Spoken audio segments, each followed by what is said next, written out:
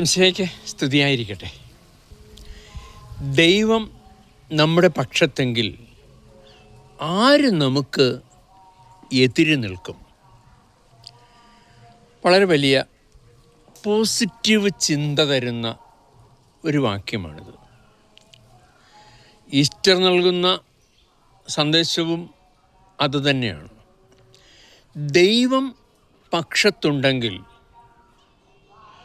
ആരൊക്കെ എതിര് നിന്നാലും അതൊന്നും ഒരു പ്രശ്നവും അല്ല.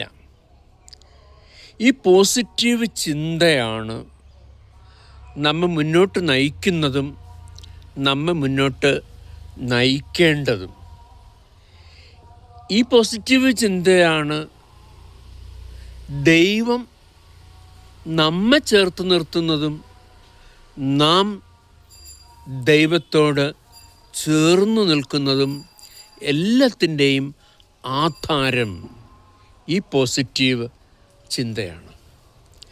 ജീവിത വിജയമെന്നാൽ പണമോ പ്രതാപമോ അധികാരമോ ആൾബലമോ ആർജിക്കലല്ല. അതിനൊക്കെ അപ്പുറം ആത്മാവിൻ്റെ അകത്തളങ്ങളിൽ നാം ആസ്വദിക്കുന്ന ഒരാനന്ദമാണ്, ഒരു നിലയ്ക്കാത്ത സന്തോഷമാണ്. അതിന് പോസിറ്റീവ് എനർജി വേണം. നമ്മുടെ കഴിവ് നമ്മൾ തിരിച്ചറിയണം. നമ്മുടെ ഒരു പൊട്ടൻഷ്യാലിറ്റിയെക്കുറിച്ചൊരു ബോധ്യമുണ്ടാകണം. 2ാം വട്ടവും എവറസ്റ്റ് കൊടുമുടി കീഴടക്കാനുള്ള പരിശ്രമത്തിൽ പരാജയപ്പെട്ട് പിൻവാങ്ങുമ്പോൾ എഡ്മണ്ട് ഹിലരി ആ പർവ്വതത്തിൻ്റെ ചുവട്ടിൽ നിന്ന് മുകളിലേക്ക് നോക്കിക്കൊണ്ട് പറഞ്ഞു, ഞാൻ ഇനിയും വരും, ഞാൻ നിന്നെ കീഴടക്കും.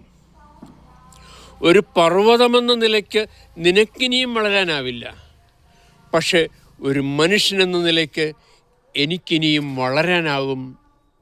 ഞാൻ പരിശ്രമിക്കും, ഞാൻ വളരും, ഞാൻ നിന്നെ കീഴടക്കും. ആമേൻ.